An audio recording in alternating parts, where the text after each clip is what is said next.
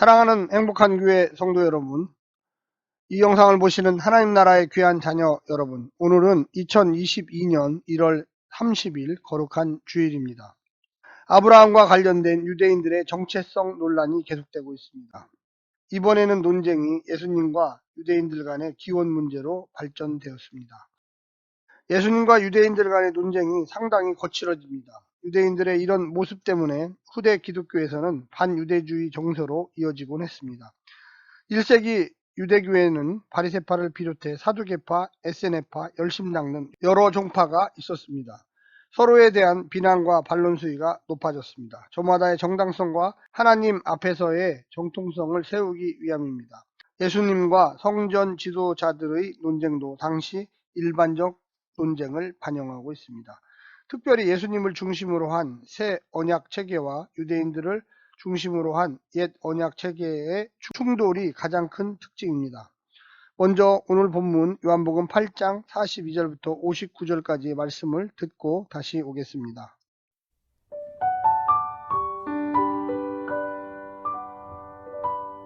예수께서 이르시되 하나님이 너희 아버지였으면 너희가 나를 사랑하였으리니 이는 내가 하나님께로부터 나와서 왔음이라.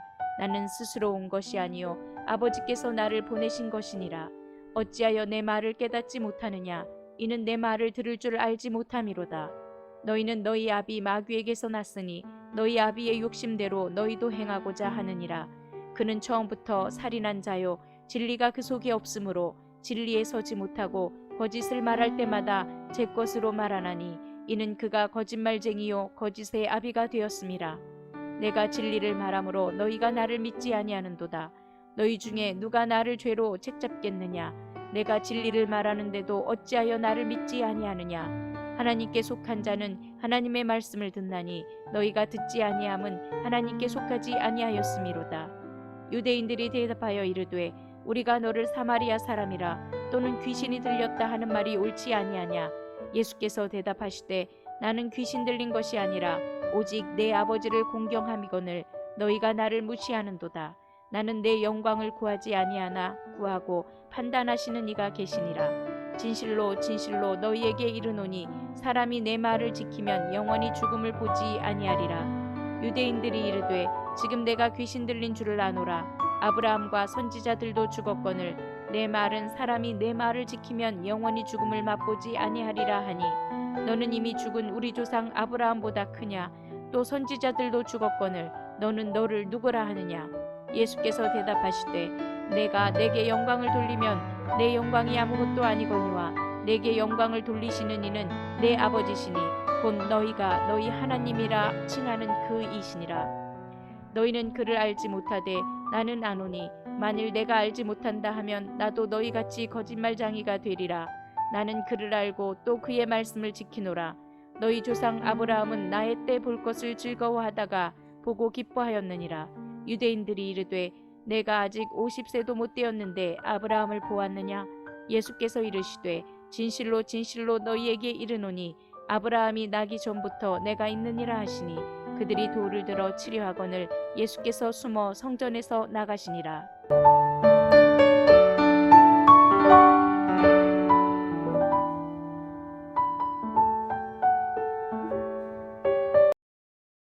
오늘 본문을 두 부분으로 나눈다면 42절부터 47절까지 유대인의 정체성에 대한 예수님의 비판입니다.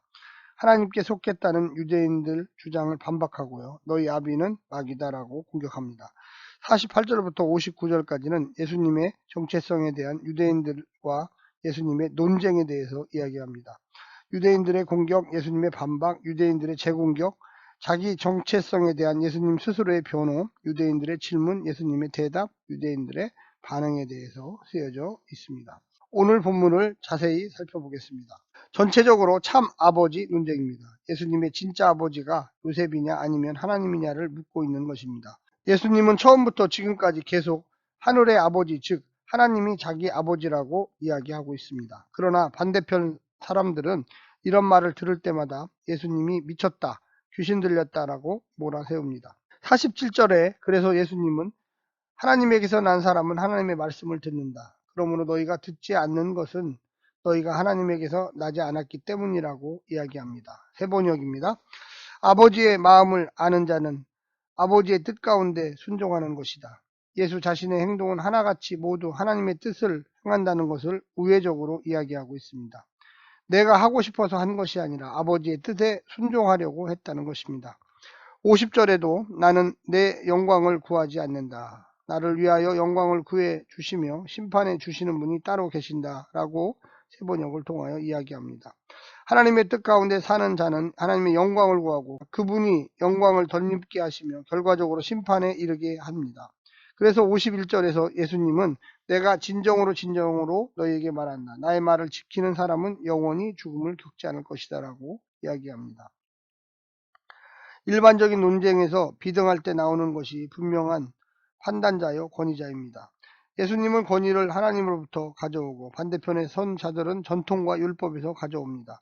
예수님은 하나님 나라의 표적과 기적으로 이 땅의 사람들에게 하나님의 사랑을 보여주고 반대편에 있는 자들은 조상 아브라함과 율법 모세를 내세워 사람들을 통제하여 만족을 얻고 불평등을 가져오면 자유를 통제하려고 합니다. 어떤 주장이 더 다가올까요? 인간에게 더 깊은 자유와 참 행복을 가져다 줄까를 고민해야 합니다.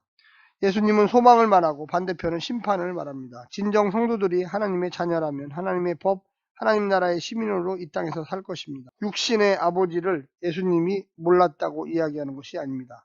창조주 하나님 아버지를 예수님은 알았습니다. 하나님은 만물의 주인이시오 창조주이십니다. 공생애를 시작하며 가족의 관계를 초월한 예수님의 삶을 보여주고 있습니다. 오늘날도 국가를 위하여 부름받은 군인이 전쟁이 났을 때 누구의 명령을 받습니까? 집에 계신 부모님의 명령을 받습니까? 아니면 전쟁터의 지휘관의 명령을 받습니까?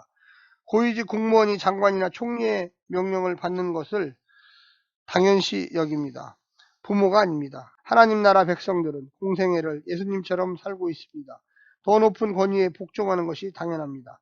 42절에 아버지가 나를 보내신 것이라고 예수님은 말합니다. 여기서 아버지는 인간 예수님의 아버지가 아닙니다. 바리새파 사람들이 착각한 단어 오용입니다. 예수님은 창조주, 유대교의 아버지, 전 인류의 창조주 하나님을 아버지라고 부른 것입니다. 물론 예수님께서는 진정 또한 아버지이십니다. 이 중 3중의 의미가 들어있습니다. 그럼 기준은 무엇입니까? 진실과 거짓입니다. 아버지를 아버지라 깨닫지 못하는 자들은 악마의 자식이다. 설사 그가 유대인이며 율법을 지킨다 하여도 말이다. 거짓을 이야기하고 있기 때문입니다. 46절 내가 진리를 말하는데 어찌하여 나를 믿지 않느냐. 거짓을 믿는 자들은 사탄으로부터 온 것이다 이야기합니다. 오늘날 성도들은 말씀을 믿어야 합니다. 문자가 아닙니다. 그 속에 있는 의미입니다. 바리새파 사람들은 문자에 의지했습니다. 그래서 예수님의 육신의 아버지를 찾았습니다. 겉모양을 보았습니다. 요한복음에서 예수님은 영의 아버지, 하나님 아버지, 창조주 아버지의 권위를 이야기합니다. 문자에 치우쳐서 하나님의 말씀대로 그 의미대로 그 뜻대로 살지 않는 유대인들에게 거짓이라고 사탄의 자식이라고 말하고 있습니다. 51절을 보십시오. 내가 진정으로 너희에게 말한다. 나의 말을 지키는 사람은 영원히 죽음을 겪지 않을 것이다. 나의 말을 지키는 자는 무엇입니까? 하나님의 뜻을 행하는 자들입니다. 예수님도 하나님의 뜻을 행하다가 죽었습니다. 결국 하나님의 뜻을 행하는 자들은 영원히 죽지 않습니다. 오늘날도 주님 나라 위하여 노력하는 자들, 설사 이 땅에서 버림받고 고통받아도 그 길에 서 있는 자들은 다시 일어날 것입니다. 부활할 것입니다. 세상의 기준, 육신의 기준으로 살지 마시길 바랍니다. 오늘날 한국교회는 성서 문자주의 때문에 죽어가고 있습니다. 영은 죽고 육만 남았습니다. 외형에 치우쳐 진실을 보지 못합니다. 예수님을 반대한 유대인들은 예수님의 삶을 보지 못하고 그가 누구의 육신의 자식인지만을 보았습니다. 오늘날도 교회 안에 그런 경우가 많습니다. 예수가 가르치는 하나님의 뜻을 보십시오. 예수님이 어떤 삶을 살았는지 21세기 교회 성도들은 어떤 삶을 살아야 하는지를 보아야만 할 것입니다. 56절 너희 조상 아브라함은 나의 날을 보리라고 기대하며 즐거워하였고 마침내 보고 기뻐하였다. 이런 예수님의 주장에 바리새파 사람들과 율법학자들은 예수님의 나이를 들고 나옵니다. 50살도 안 된 자가 무엇을 아느냐고 우습게 봅니다. 주 1세기 유대인 나이가 50 정도이면 평균의 삶보다 월등하게 우월한 것입니다. 장수하는 자로 군림할 수 있는 나이입니다. 유대 사회에서 원로급 대우를 받을 수 있는 나이입니다. 57절 후반부에 대적자들은 예수님에게 아브라함을 보았다는 말이요? 라고 묻습니다. 각주에 보면 이 말은 다르게도 번역이 가능합니다. 당신이 아브라함을 보았단 말이요. 하여간 누가 보든 아브라함을 직접 만났다고 묻는 것입니다. 유대인들에게는 모세의 율법과 아브라함의 조상이란 개념은 가장 큰 권위입니다.